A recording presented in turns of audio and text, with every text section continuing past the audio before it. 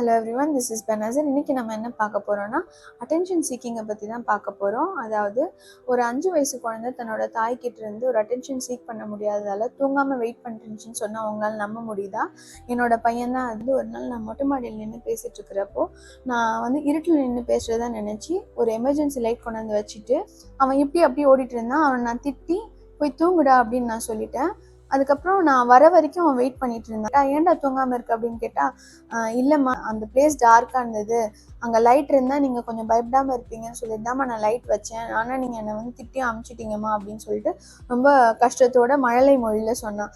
அதை கேட்டதும் சாரிப்பா நான் அது கவனிக்கல அப்படின்னு சொல்லிட்டு இனிமேட்டு அந்த மாதிரி நடக்காது அப்படின்னு சொல்லி அவனை காம் பண்ணிட்டேன். உடனே அவன் என்ன சொன்னா, இட்ஸ் ஓகேம்மா அப்படின்னு சொல்லிட்டு ஹாப்பியாக தூங்க போயிட்டான். அப்போ ஏன் மற்ற வளர்ந்து வர குழந்தைகள் வந்து ஏதோ ஒரு வழியில் ஒரு அட்டென்ஷன் சீக்கிங்காக அவங்க வெயிட் பண்ணியிருந்திருப்பாங்க.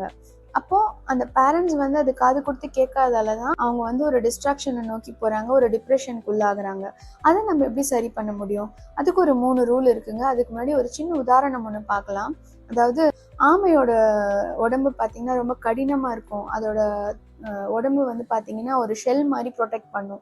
அதாவது தன்னை நோக்கி ஏதாவது ஒரு சக்தி வருது தன்னை நோக்கி அப்படின்னா உடனே அது தன்னோட கை கால்களையும் தலையும் வந்து தன்னோட உடம்புல உள்ளே இழுத்துக்கும். அந்த மாதிரி தாங்க நம்மளோட டீனேஜ் பசங்களாகட்டும், நம்மளோட குழந்தைகளாகட்டும், ஒரு விஷயத்த சொல்ல வரப்போ நம்ம அவங்கக்கிட்ட காது கொடுத்து கேட்கலன்னா அவங்க தன்னோட மனசில் இருக்குமா அந்த விஷயத்த வச்சுக்குவாங்க. கடைசி வரைக்கும் அவங்க ஓப்பன் அப் பண்ணவே மாட்டாங்க. ஸோ அதுக்கு ஒரு 3 ரூல் ஃபாலோ பண்ணிங்கன்னா அந்த குழந்தைங்கள நீங்கள் ஈஸியாக மாற்றிட முடியும். ஏன்னா ஃபர்ஸ்ட் ரூல் பார்த்தீங்கன்னா, ஒரு 3 மினிட்ஸ் டெய்லி உங்கள் குழந்தைங்கிட்ட அட்டென்ஷன் சீக் பண்ணணுன்னா அவங்கக்கிட்ட உட்காந்து பேசுங்க. அவங்கக்கிட்ட என்னடா கண்ணா ப்ராப்ளம், உனக்கு ஏன் மார்க் எடுக்க மாட்டேற, என்ன ஆச்சு, ஏன் லோவாக ஃபீல் பண்ணுற அப்படின்னு கேளுங்க. செகண்டு, அவங்க ஏதாவது ஒரு விஷயத்த சொல்கிறாங்களா, அந்த விஷயத்த பொறுமையாக ஹேண்டில் பண்ணுங்கள். எதுக்குமே ரியாக்ட் பண்ணாதீங்க. தேர்ட், அவங்க சொன்ன விஷயத்தில் அவங்களுக்கு ஏதாவது நெகட்டிவ் இருந்துச்சுன்னா அதை எப்படி பாசிட்டிவாக அவங்க வழியிலே போய் சரி பண்ண முடியும்னு சொல்லி யோசிங்க. ஸோ இந்த 3 விஷயத்த நீங்கள் ஃபாலோ பண்ணிங்கனாலே உங்களால் உங்கள் குழந்தைங்களோட அட்டென்ஷனை சீக் பண்ண முடியும். நீங்களும் அந்த குழந்தைய நல்வழிப்படுத்த முடியும்.